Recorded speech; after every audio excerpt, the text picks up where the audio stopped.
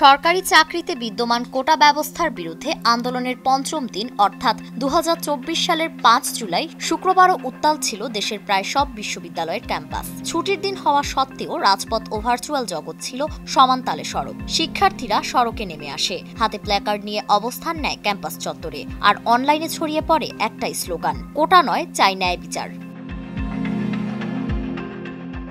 ঢাকা বিশ্ববিদ্যালয়, জাহাঙ্গীরনগর, চট্টগ্রাম, রাজশাহী, খুলনা, শাহজালাল সহ দেশের বিভিন্ন উচ্চশিক্ষা প্রতিষ্ঠানের শিক্ষার্থীরা একযোগে অংশ নেয় কর্মসূচিতে।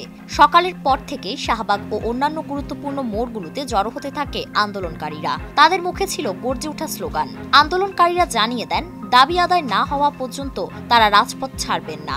অনলাইনে আন্দোলনের প্রচার বাড়াতে নেওয়া হয় নানা উদ্যোগ। সামাজিক যোগাযোগ মাধ্যমে ছড়িয়ে পড়ে প্রতিবাদী বার্তা, ভাইরাল হয় হ্যাশট্যাগ। এই আন্দোলনে সমর্থন জানায় ঢাকা বিশ্ববিদ্যালয়ের বিএনপি জামাতপন্থী শিক্ষক সংগঠন সাদা দল ও প্রগতিশীল ছাত্র সংগঠন বৈপ্লবী ছাত্র মৈত্রী। আন্দোলনের অন্যতম সংগঠক হাসনাত আবদুল্লাহ বলেন, অনলাইন ও অফলাইনে ৪ দফা দাবি ঘিরে প্রচারণা আরও জোরদার করা হবে। শুক্রবারের মতো ছুটির দিনেও কোনো কর্মসূচি বন্ধ রাখা হয়নি।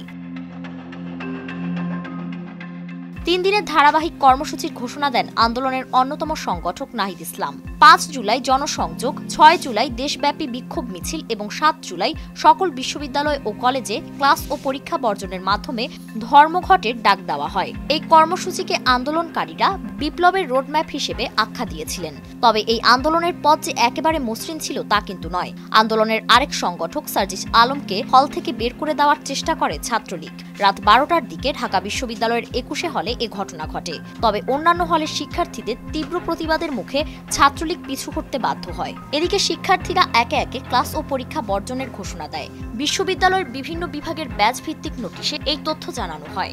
এই ঘোষণা দেশের অন্যান্য বিশ্ববিদ্যালয়েও দারুণ সাড়া ফেলে।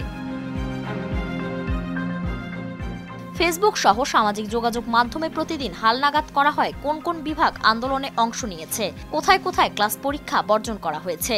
এই অনলাইন প্রচারণায় রূপ নেয় এক ডিজিটাল জনসচেতনতায়। আন্দোলনকারীরা সে সময় জানান, সরকারি মহল থেকে এখনো তাদের সঙ্গে কোনো যোগাযোগ করা হয়নি, তাই তারা দাবি পূরণ না হওয়া পর্যন্ত আন্দোলন চালিয়ে যাওয়ার ঘোষণা দেয়। এই দিনটিকে মনে রাখা হবে ৪ দফা দাবির পক্ষে ডিজিটাল আন্দোলনের অধ্যায় হিসেবে, যেখানে কণ্ঠস্বর একটাই ছিল, কোটা নয়, ন্যায় বিচার চাই। ফারিন রহমান প্রীতি, নয়া দিগন্ত।